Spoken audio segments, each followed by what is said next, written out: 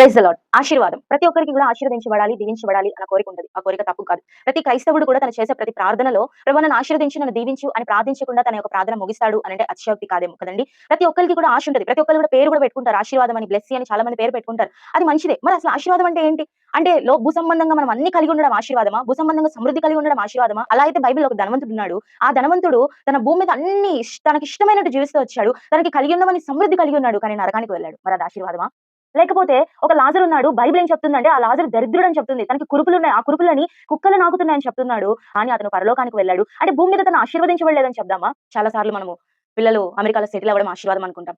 పిల్లలు ఒక ఫారిన్ కంట్రీలో మంచిగా సెటిల్ అవ్వడం ఆశీర్వాదం అనుకుంటాం. మనం ఒక మంచి విల్లా కొనుక్కోవడం ఆశీర్వాదం అనుకుంటాం. అందరికంటే ఒక మంచి సోఫిస్టికేటెడ్ లగ్జూరియస్ లైఫ్ కలిగి ఉండడం ఆశీర్వాదం అనుకుంటాం. కానీ బైబిల్ ఆశీర్వాదం అంటే ఏం చెప్తుందంటే 4 విషయాలు మనం ఈరోజు చూద్దాము. మొదటిగా ఆశీర్వాదం అంటే ఏం చెప్తుందంటే అపోస్తలుల కార్యం 3వ అధ్యాయం 26వ వచనంలో దుష్టత్వము నుండి మళ్లించబడడమే ఆశీర్వాదం. Turning away from all your iniquities is blessing.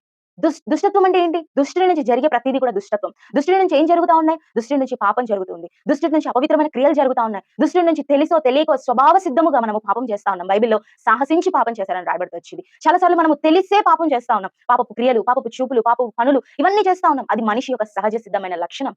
కానీ ఈరోజు ఆ దుష్టత్వం నుంచి నువ్వు మళ్లించబడితే అదే నీ జీవితంలో ఆశీర్వాదం. ఒకవేళ నీ జీవితంలో ఒక పెద్ద బంగ్లా ఉండొచ్చు. ఒకవేళ నీ జీవితంలో కొన్ని కోట్ల ఆస్తి ఉండొచ్చు. కానీ ఒకవేళ నువ్వు దుష్టత్వం నుంచి మళ్లించబడకపోతే, పాపం నుంచి నీ జీవితంలో విముక్తి లేకపోతే, నీ జీవితంలో నువ్వు నీ అతిక్రమములకు, నీ దోషములకు నువ్వు పాప పరిహారం పొందకపోతే నువ్వు ఆశీర్వదించబడిన వాడవు కాదు. నువ్వు ఆశీర్వదించబడిన వాడవు కాదు. ఒకవేళ ఇంకా మీ పాపముల నుంచి మీరు రక్షణ పొందకపోతే, నీ పాపములు ఇంకా కడిగి వేయబడకపోతే ఎక్కడుంది పాపములకు విమోచన? ఎక్కడుంది పాపములకు శుద్ధీకరణ ఎక్కడుందనంటే యేసయ్య రక్తంలో ఉంది. యేసు ప్రభువారు నరావతారముగా భూమి మీదకొచ్చాడు. నీ కొరకు, నా కొరకు దరిద్రుడిగా చేయబడుతూ వచ్చాడు. గొప్ప దేవుడు, ధనవంతుడు, సృష్టికర్త నీ కొరకు, నా కొరకు భూమి మీదకొచ్చి ఆయన ఏం చేశాడనంటే కలువరి శిలువలో ఆఖరి రక్తం బొట్టు వరకు కాలుస్తూ వచ్చాడు. ఎందుకనంటే నిన్ను ఆశీర్వదించడం కొరకే. నిన్ను దుష్టు నుంచి తప్పించడం కొరకు. ఎవరి దుష్టుడు?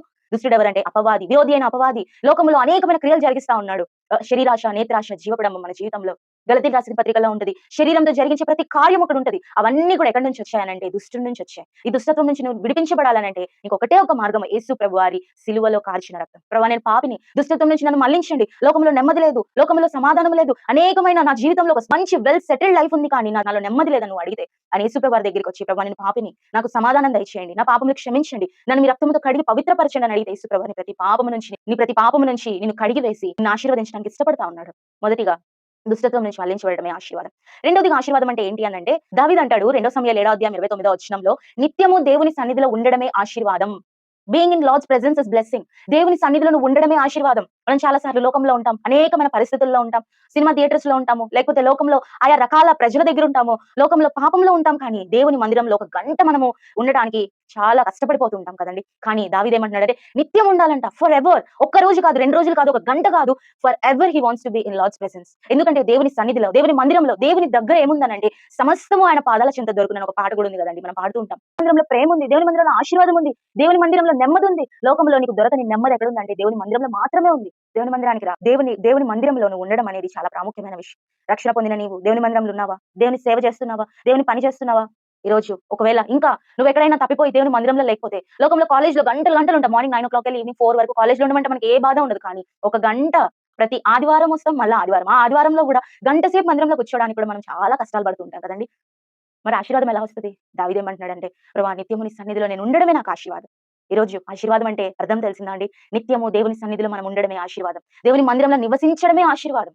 దేవుని మందిరంలో ఒక్క దినము గడుపుట 1000 దినములు గడుపుట కంటే ఒక్క దినము గడుపుట శ్రేష్టం. దేవుని మందిరంలో ఉండడం శ్రేష్టమైనది. దేవుని మందిరంలో ఎంతో విలువైన విషయాలు దేవుని మందిరంలో ఉన్నాయి. నీ ఆత్మకి సరిపోయిన విషయాలున్నాయి. నీ భౌతిక సంబంధమైన ప్రతి ఆశీర్వాదం, పర సంబంధమైన ప్రతి ఆశీర్వాదం ఎక్కడుందంటే నీకు దేవుని మందిరంలో ఉంది. కాబట్టి రెండోదిగా దేవుని మందిరంలో ఉండడమే ఆశీర్వాదం.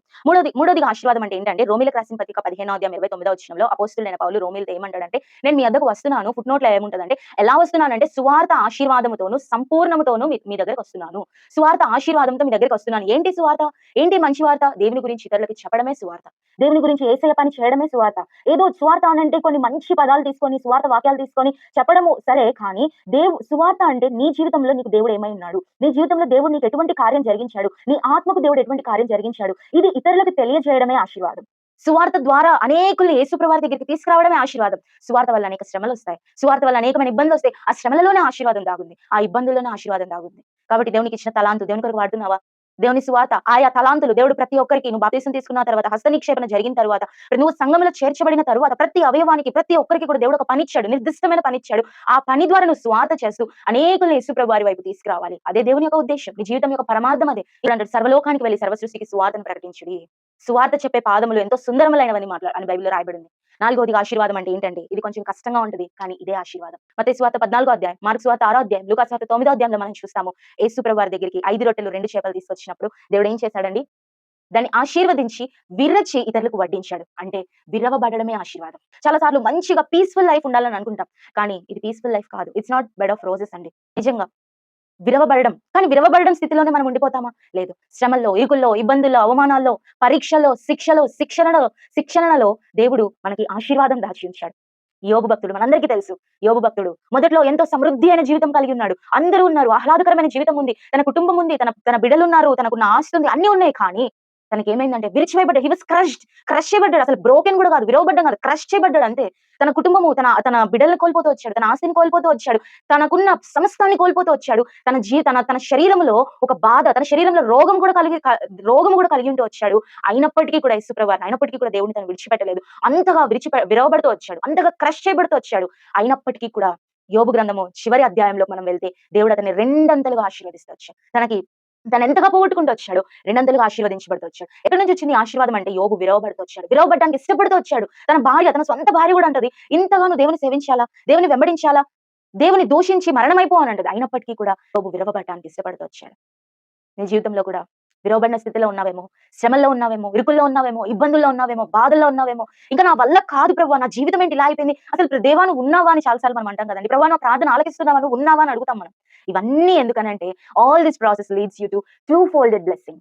రెండంతల ఆశీర్వాదానికి దేవుడు నిన్ను ఆశీర్వదించాలనుకుంటున్నాడు. కానీ ఎంతగా ఆశీర్వదించాలనుకుంటున్నాడు అంటే డబుల్ ఆశీర్వాదం, టూ ఫోల్డెడ్ బ్లెస్సింగ్. రెండంతలుగా నిన్ను ఆశీర్వదించాలనుకుంటున్నాడు. మరి రెండంతలుగా ఆశీర్వదించబడాలంటే కొన్ని శ్రమలు వస్తాయి కదా, కొన్ని ఇబ్బందులు వస్తాయి కదా, కొన్ని అవమానాలు వస్తాయి కదా, వాటిని భరించాలి. భరించినప్పుడే, విరవబడినప్పుడే యేసుప్రభు వారు ఆ రొట్టెలను తీసుకొని విరిచినప్పుడే అది ఇతరులకి కూడా ఆశీర్వాదంగా మారుతూ వచ్చింది. ఒకవేళ దేవుడు ఆ రొట్టెని విరవకుండా అలానే ఉంచింటే బహుశా కొంతమంది తినేవాళ్ళేమో దేవుని. కానీ అది ఎప్పుడైతే అది విరవబడుతూ వచ్చిందో, ఎప్పుడైతే అది బ్రోకెన్ స్టేట్ కి వచ్చిందో అనేక మందికి ఆశీర్వాదం మనం చూస్తాము. అది 5,000 మంది తినగా 12 గంపలు ఎత్తుతూ వచ్చారు. అంటే ఇంకా మిగిలిపోయింది ఆశీర్వాదం. నువ్వు పొందుకోగా ఇంకా మిగిలింది ఎప్పుడంటే నువ్వు విరవబడిన స్థితిలోకి వచ్చినప్పుడు. చాలా సార్లు కొంతమంది అంటారు కదండి, నా కళ్ళల్లో నీళ్లు కూడా అయిపోయాయండి, అంతగా ఏడ్చాను, అంతగా శ్రమ పడ్డాను. అది నీ మేలుకే, అది నీ ఆశీర్వాదానికే. రోమా 8:28 దేవుని ప్రేమించు వారికి, అనగా ఆయన సంకల్పం చొప్పున పిలువబడిన వారికి మేలు కలుగుటకై సమస్తము సమకూడి జరుగుతుంది. బాధ నీ మేలుకే, శ్రమలో ఉన్నావా నీ మేలుకే, కష్టంలో ఉన్నావా నీ మేలుకే, బాధలో ఉన్నావా నీ మేలుకే, అవమానంలో ఉన్నావా నీ మేలుకే. నువ్వు దేవుని ప్రేమిస్తున్నట్లయితే ప్రతిదీ కూడా సమకూడి జరుగుతా ఉంది నీకు.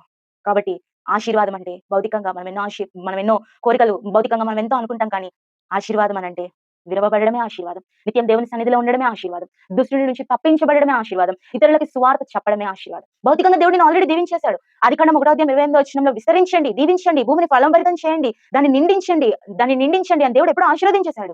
కానీ ఈ ఆత్మీయమైన ఆశీర్వాదం నువ్వు you have to go through the process. ఆ ప్రాసెస్ గుండా వెళ్ళి నువ్వు ఆశీర్వదించబడాలి. చివరిగా ఒక విషయంలో స్ట్రెస్ చేయాలనుకుంటున్నాను. ఒకవేళ నువ్వు ఇంకా దుష్టి నుంచి తప్పించబడకపోతే, ఒకవేళ నువ్వు పాపం నుంచి తప్పించబడకపోతే, యేసుప్రభు వారి రక్తం నేటికి సజీవముగా ఆయన నీ నోటితో ప్రభా నేను పాపిని ఒప్పుకో, ప్రభా నేను పాపిని, నేను జన్మతః పాపిని, ఎక్కడా కూడా నా పాపానికి విమోచన లేదు, ప్రభా నీ సన్నిధిలోకి వచ్చి నా ప్రతి పాపమును ఒప్పుకుంటున్నానని దేవుని సన్నిధిలో మోకరించి, ప్రభా నేను పాపిని, నా పాపముల కొరకే నువ్వు కలువరి శిలువలో రక్తం కార్చావు, నా కొరకై శ్రమ పొందుతూ వచ్చావు. యెషయా గ్రంథం 54వ అధ్యాయం అనుకుంటా ఎన్నో శ్రమలు దేవుడు. యేసుప్రభు వారు నలుగగొట్టబడడం తండ్రికి ఇష్టమవుతూ వచ్చింది. నలుగొట్టబడ్డాడు యేసయ్య నీ కొరకు, నీ పాపముల కొరకు యేసయ్య నలుగొట్టబడ్డాడు. అంతగా యేసుప్రభు వారు నిన్ను ప్రేమిస్తూ వచ్చాడు. ఈ రోజు ఇంకా నువ్వు దుష్టుల నుంచి తప్పించబడకపోతే, లోకం యొక్క పాపం నుంచి తప్పించబడకపోతే, నీ యొక్క పాపం నుంచి, నీ యొక్క పాపపు ఆలోచనల నుంచి, నీ యొక్క పాపపు క్రియల నుంచి నువ్వు తప్పించబడకపోతే, నేడే అనుకూలమైన సమయం. యేసుప్రభు వారి దగ్గరికి రా. ప్రభా నేను పాపిని, నన్ను క్షమించిన ఒక్క మాట అంటే చాలు. యేసుప్రభు నీ ప్రతి పాపము నుంచి he will turn away from all your iniquities. ఆయన ప్రతి పాపము నుంచి నేను కడిగి పవిత్రపరిచి, తూర్పుకి పడమరికి ఎంత దూరమో నీ పాపములు అంతగా వేరుపరిచి, ఆయన వీపు వెనుక వేసుకొని వారన్నిటికీ కూడా వాటిని జ్ఞాపకం చేసుకుని మరలా వచ్చి ప్రభా నేను పలానా పాపం చేశాను అంటే కూడా యేసుప్రభు వారు ఎప్పుడు చేసావు ఆ పాపము, he will forgive and forget. మనుషులు క్షమిస్తారు కానీ మర్చిపోరు, కానీ యేసుప్రభు వారు ఆయన క్షమిస్తాడు, నీ ప్రతి పాపాన్ని మర్చిపోతాడు. ఆయన నిన్ను రాజులని యాజక సమూహంలో, తన సొత్తైన ప్రజల్లో, ఆయన పరలోక రాజ్య నివాసుల్లో ఒకరిని కానీ ఉంచడానికి ఆయన ఇష్టపడదు. ఆయన నిన్ను ప్రేమిస్తున్నాడు, శాశ్వతమైన ప్రేమతో ప్రేమిస్తున్నాడు. లోకంలో ఎవరు ప్రేమించినటువంటి ప్రేమతో ప్రేమిస్తున్నారు. అయితే దగ్గరికి వస్తావా, ప్రభా నేను పాపిని ఒప్పుకుంటావా, దేవుని నీ దుష్టత్వం నుంచి నువ్వు మళ్లించబడడానికి ఇష్టపడుతున్నట్లయితే ఈ రోజు నువ్వు ఎక్కడుంటే అక్కడే వచ్చిన ప్రార్థన చేయండి. ప్రభా నేను పాపిని, నన్ను క్షమించండి, దుష్టత్వం నుంచి మళ్లించబడి ప్రభు నాకు ఆశీర్వాదం దయచేయని అడిగినట్లయితే వెంటనే యేసు ప్రభు నీకు ఆశీర్వాదం ఇస్తాడు. చివరిగా ఆశీర్వాదం అంటే ఏంటండి? 4 విషయాలు. దుష్టత్వం నుంచి మళ్లించబడటం ఆశీర్వాదం, నిత్యం దేవుని సన్నిధిలో ఉండడం ఆశీర్వాదం, ఇతరులకు స్వార్థ ప్రకటించడం ఆశీర్వాదం, విరవబడడము ఆశీర్వాదం.